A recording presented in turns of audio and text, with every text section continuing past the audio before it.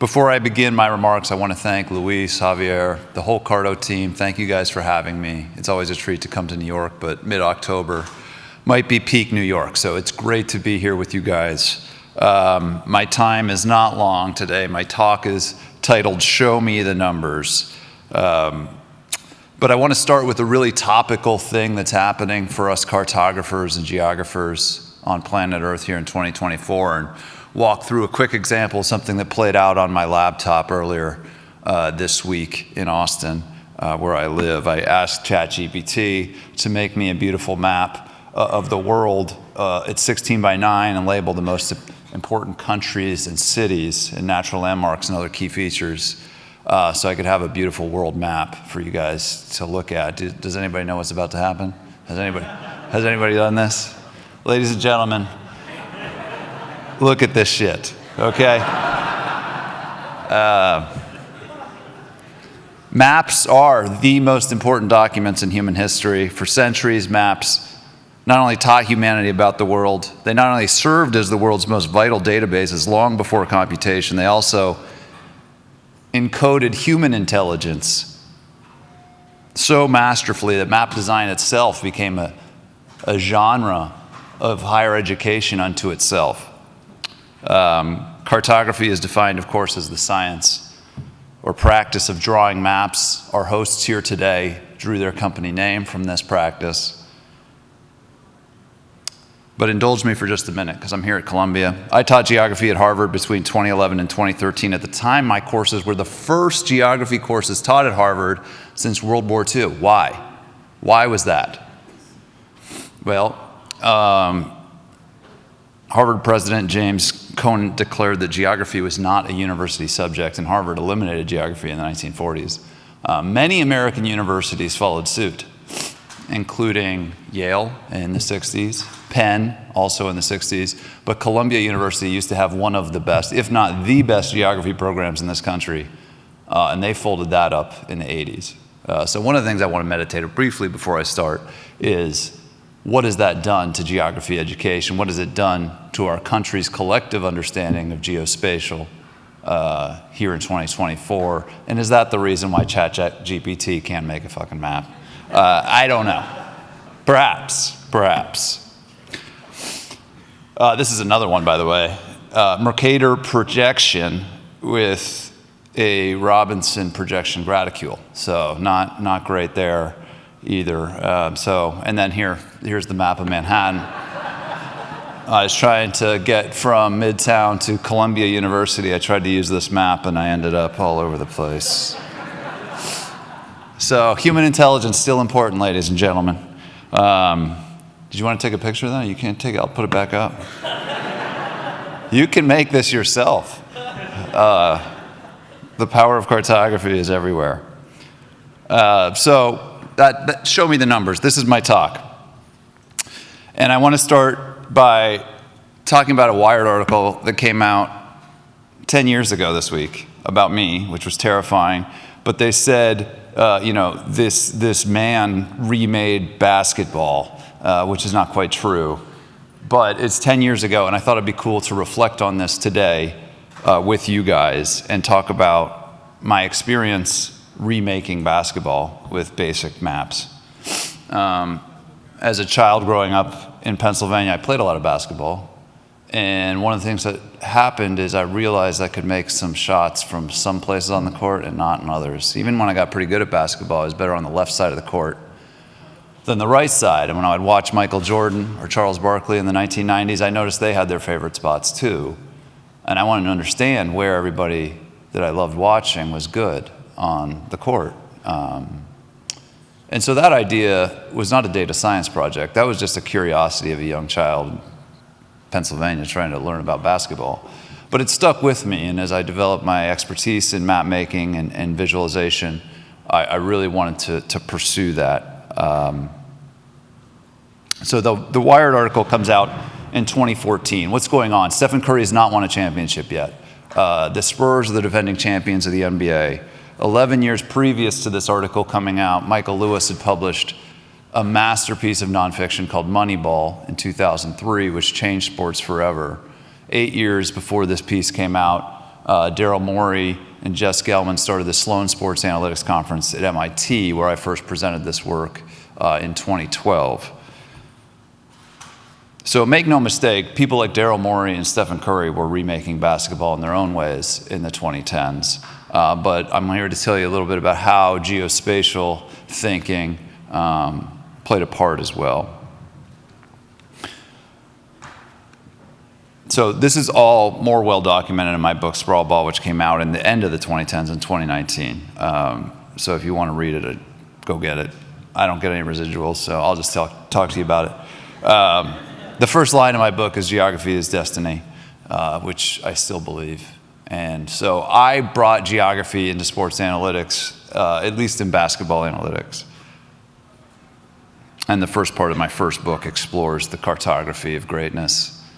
But the lesson I want to sort of throw out to you guys here today is my experience and some things I've taken away as my career has been rerouted because I started mapping basketball players in the 2010s.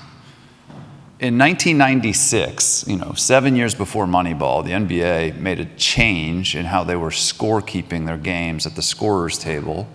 And at that time in 1996, a system was put in place to chart every shot that every player took in a game. So the same people that determine if that was an assist, the scorekeepers of the NBA started charting Cartesian coordinates for every basketball shot. So every season, NBA players take about 200,000 shots.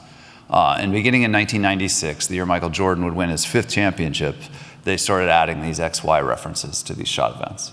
That data set eventually changed my life.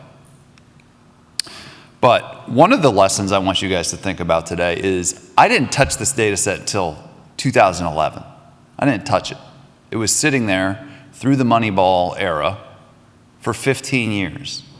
By that time, we'd accrued about 3 million of these shot records in pro basketball. That's interesting to me. And the longer I've thought about this project, and I don't care if you like basketball or not, there are these data sets sitting out there with gold mines waiting to be extracted in every domain. 15 years this sat there.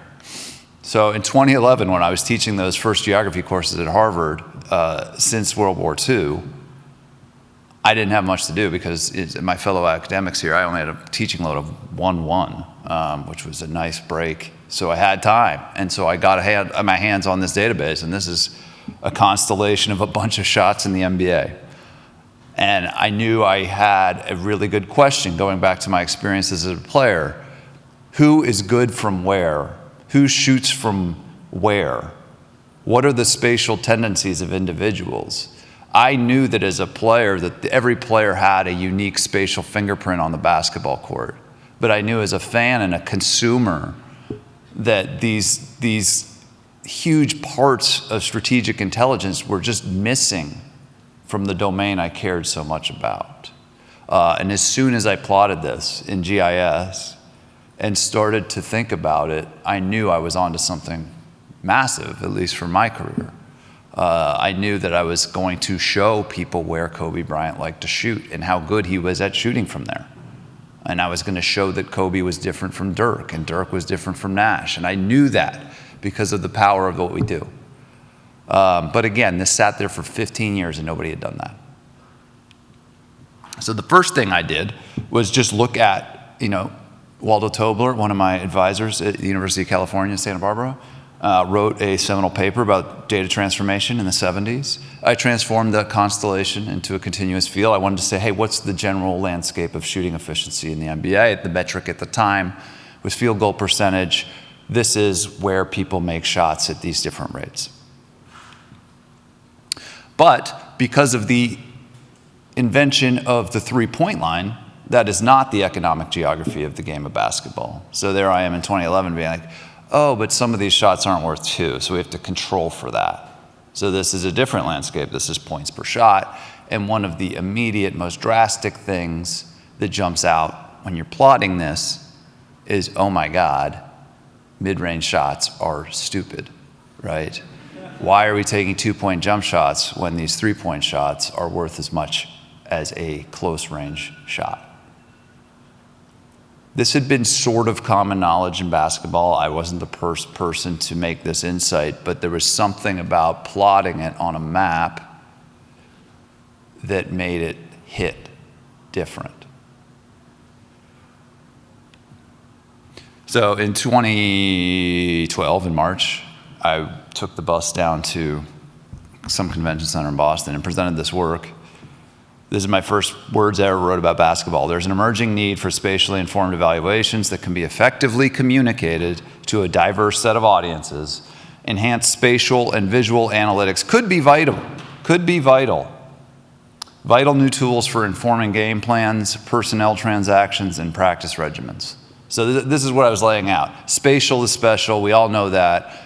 And this was me saying to the NBA and the audience at the Sloan Conference, guys, why aren't we making maps? And, you know, honestly, it was, I don't know at this point. Yeah, this is a Slate article, what could geography teach us about basketball? And this was the day that changed my life and my career. 3 months later, I was making the 2012 NBA Finals preview. Anybody who knows played in the 2012 Finals. The Miami Heat won against, not my crowd, the Oklahoma City Thunder. But this was crazy to me. This was crazy as somebody who thought like a cartography journal publication was a big deal. 3 months after I presented that paper, we were running on the front page of the Times with my favorite sports finals preview. So the reason Wired started to assign me some credit for this revolution in gameplay was that shot selection thing really started to change. And in, I think, 2013 or 14, for the first time in NBA history, there were more three-point shots than mid-range jump shots. So this is really the story of modern basketball, is the decline of mid-range shooting and a simultaneous rise, not so unrelated, in three-point shooting, because the economic geography of the game board became relevant. And this is probably the most famous graphic I've ever made, that I made first for my book in 2019, but have made every year since, which really sort of, to me, I'm very proud of this graphic because it is clean, there's not a lot of text, and it provides people a very obvious holy shit takeaway, that the nerds broke basketball. And maps had some part of that.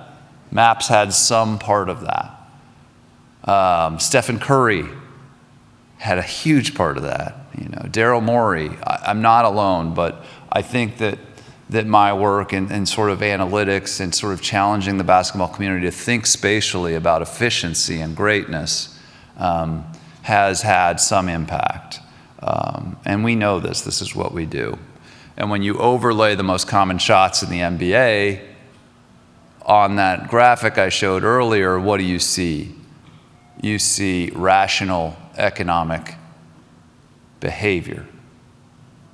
We went from irrational economic behavior to rational economic behavior in the analytics era of pro basketball.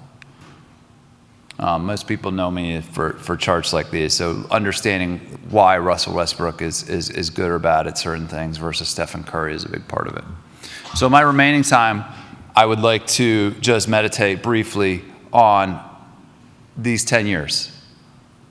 Spatial and visual analytics are the real MVP, as Kevin Durant would say.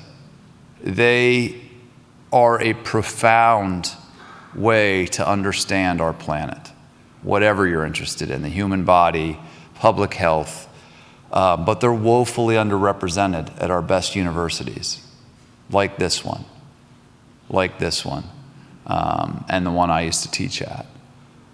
Access to data matters, though, too. So I had this. When I was 17 years old, I had this project in my head.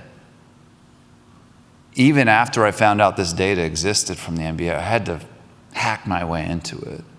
And I think one of the profound obstacles that separates good ideas from great projects in our 2020s reality is access to these kinds of data sets for people in this audience and young people around the world. I was raised by 3 excellent academic advisors. Cindy Brewer is the best cartography professor in the world. She's at Penn State. I was fortunate enough to learn from her. Sarah Fabricant, who's at the University of Zurich, was my advisor in graduate school. Barbara Tversky at Stanford. These are people who all help me understand that design matters. You can take the same data set that I can, and if one of us designs better artifacts, our communications will be a lot more effective and more profound. People in this room have an opportunity, I think, to get better at that, and that brings me to my last point, is being empathetic to our readers and our audiences and trying to make stuff that looks good and is efficient visually is really something that's also underrepresented in our community. And I think that's what I'd like to leave you with, is what I would call empathetic encoding of information. Remember, there's another person, not a ChatGPT bot, at the end of this transaction. Thank you.